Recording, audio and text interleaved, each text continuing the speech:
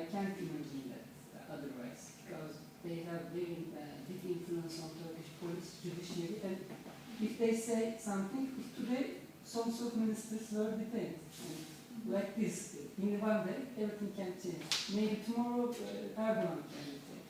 You know, it's such a fragile thing, and big influence, big power.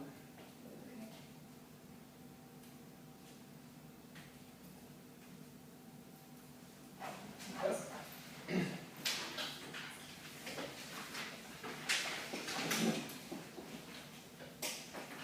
Alright, welcome to my presentation. It will be a short presentation on where this is all going. We've thought a lot about the process of the integration into the EU, and today I will wrap it up and see what the future will bring us, and I will try to answer that question as well. So in order to answer the question, I will look at the current situation in which EU-Turkey relations are over half a century old, but Turkey is still not a member. And the big question is, of course, why is this going so slow, and why is Turkey still not a member of the EU? And to answer this question, we will look at the normal process of EU enlargement, because this enlargement process is complicated, but it's certainly not too complicated, because since the beginning of the EU, 22 countries have joined it, so it is definitely possible. And there is quite a simple roadmap for joining the EU. You fulfill the Copenhagen criteria, we talked about that. You adopt the European law, the acquis, and then the EU will help you with this. They will give you money with membership as a result. And what's important to know about this process is that normally the EU is the dominant party in a process in which the EU has a very large influence on the candidate countries and has much power to Europeanize these countries. So in the process it usually takes about 10 years. These countries move a lot towards Europe and then they can join.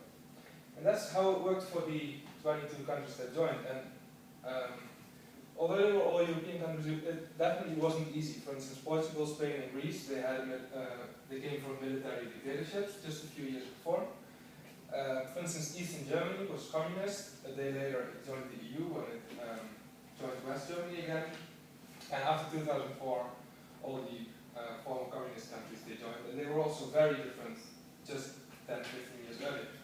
So why is this process then so difficult for Turkey if these countries all managed to join? Because if Turkey would adopt the European laws and would fulfill all the criteria, they can join, but it has gotten more or less halfway. And apparently the EU has not been able to Europeanize Turkey so much that membership has become possible. Well, so of course we want to know why Turkey has not managed to get Europeanized enough, and especially why Turkey's efforts have slowed in the past 5 to 10 years. First of all, there is a weak commitment from the EU, or a commitment that is getting weaker, and whether this is real or just perceived in Turkey, it has large influence. And this is based on weak popular support within the EU for Turkish membership. We have seen Sarkozy saying that Turkey is not a European country. We have seen Merkel saying that she prefers a privileged partnership rather than EU membership. France has already said they will definitely hold a referendum on EU accession. And opinion polls show that 60% of the Germans don't want Turkey to join at this moment, and 52% of all Europeans don't want it. And this is due to a number of things, images in the media of Turkey. There might be a fear of Islam. The size of Turkey plays a role because it would be one of the biggest members when they might become a member. But even if you could change the public opinion and the commitment by the EU, then it would still be tricky because every country has to agree to EU membership. So if there's one country like Austria, or Finland, or Germany that says no, then it won't happen. And there is a relationship between the credibility of the EU commitment and Turkey's commitment, because when EU commitment declined, so when Sarkozy and Merkel started saying these things, the improvements by Turkey, they declined as well. Next is a decline of public support in Turkey. This is linked to the lack of EU commitment. The government is less pressed by the people to make these difficult reforms, with with the goal of EU membership, and the reasons I found for this decline in support is national economic conditions, because Turkey has been doing quite well on its own in the past 10 years, so it's less needed, and there's a fear that the national identity of Turkey will suffer from joining the EU. And the debate and the opinion on the EU, they are not really shaped by the membership issue, but they are shaped by domestic issues. Third is the commitment of the governing party, the AKP. This has changed as well from enthusiasm in 2002-2003 to what's called passive activism, so they don't really make an effort anymore to Europeanize enough to join the EU. And they have other priorities, more nationalist, more religious priorities, also under pressure from the opposition. So on paper they are still in favor of joining the EU, but implementation is getting slower and slower. But they also cannot back out, because that would mean there's a huge blow to their reputation, because they were in favor of joining for so long. And then there are historical forces, we talked about this as well, Turkey being the other, and not the European country, but the Muslim country, and the opposition between Turkey and Europe and the Ottoman Empire. But I think these arguments, this is not really reasons for this, it's just an argument people use whenever they want to oppose Turkish membership. So together these make Turkey's accession more complicated, difficult, and more unlikely. So therefore the Turkish motivation for carrying out reform decreases. So if this motivation is decreasing, where is this going? I think the weak EU commitment will not change, because EU leaders have something else on their mind, like the crisis in the past 5 years. And I think leaders will not spend political capital on something the people are not enthusiastic about. It's not worth fighting for Turkish memberships if your voters either don't care or they oppose it. And I think both parties are trapped in the position, because the EU would lose a lot of credibility if it would stop negotiations, because for other countries they often use the prospect of membership to change these countries. For instance, at the moment there's negotiations with Kosovo, Montenegro, Serbia, and a lot of other countries as well, and they, if they see Turkey cannot join or will never join, this prospect of membership will not lead them to change their positions. And for Turkey as well, it would lose credit in Europe if they would back out of the negotiations. So, in my opinion, the only solution is a privileged partnership, in which both parties would save their face and would not lose a lot of credibility. And I think both parties are already heading this way. Like I said, Merkel wants it, and most EU countries could at least live with this, so they would not use their veto against it. And it's also beginning to grow in the minds of the Turkish side.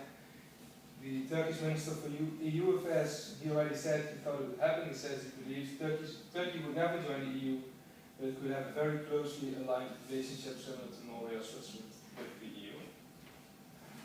So that's where I think it's heading, and I'm of course curious to find out what you think the future of the EU-Turkey relationship, what it will look like. Thank you. Thank you very much.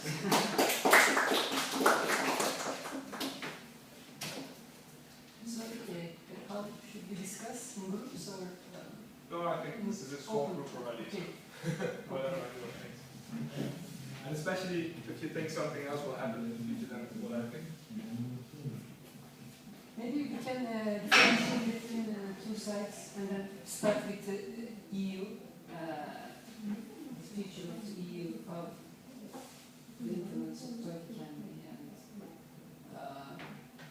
and then from Turkish perspective.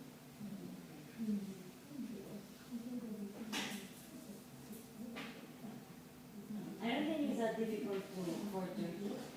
Like, it's more difficult for the EU to let them in than for Turkey to stay in. You know what I mean? Like, for example, all the Balkans and all those countries are very different as well from the rest of Europe. And anyway, they made it, and anyway, they are there. And they didn't have that quite of development as the rest of the EU. So I guess it's not, this time is not because of Turkey. Like, there will be changing lots of things. slowing down how much effort they are making at pleasing the EU. So, I mean, there's reasons for that. I mean, I would do the same if I hear Merkel saying it's not going to happen. No, if you have 10 years trying and you don't see a result. No, I don't think so. I'd say that maybe because Turkey has also good relations to the Middle Eastern states, that could be a problem.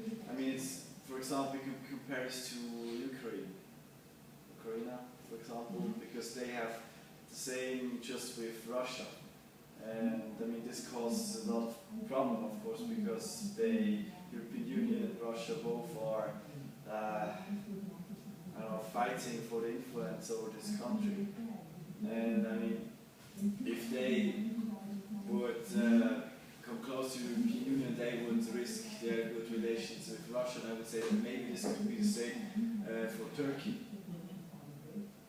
So maybe it's a bit more difficult for them because the Balkan states didn't have these relationships with the Middle East or with Russia maybe, but they didn't used to be Soviet Union, so it was easier for them, I say. Well, most countries that joined in 2004 and 2007 were former communist. Well, I think the most important thing that you mentioned was that in the other countries it was always the case that the EU was leading this process. And it was a process of the big EU again letting in a small country. Yeah, 6 million people, Something like this, and then maybe the cultural baggage, let's say it like this, doesn't really matter because it's so small. But in the case of Turkey, which would be, I think, second biggest leadership, it's a totally different thing. And so, science matters. For example, Turkey's relations with the Middle East is it present from the EU or it's you think it's a danger from the EU in order to have better saying in world politics on the one side, or it's a danger because of the instability in this country? Because Turkey has a great role in that. No, it's both sides. It's both sides. I think it's the one thing is that, as I mentioned last time, is this possibility of entrance to the Middle East, which Turkey is, and on the other side, what you mentioned just before, that there are other interests and just the EU interest which Turkey can go to. So. Yes, it depends also how compatible are the European interests and the Turkish interests in the Middle East.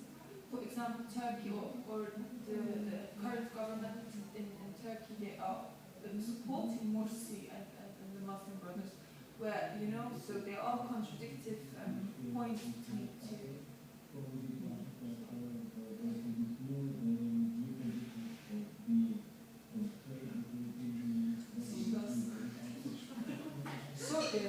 yes. For example, about it is divided actually. Europe is divided because Italy and Spain think differently on this issue, and Germany and France think in another way. For example, it's England is very much in favor of Turkey membership. yes. England. Because of the money, because they need it now, suddenly. I don't know. I hope the Turkey will not access the European Union, but is European Union really a just economic union? Then, just rationally, from rational reason, they have to accept Turkey. But it is definitely political union, and therefore it's very difficult for Turkey just because of the political aspect. It's my opinion. And what do you think will happen?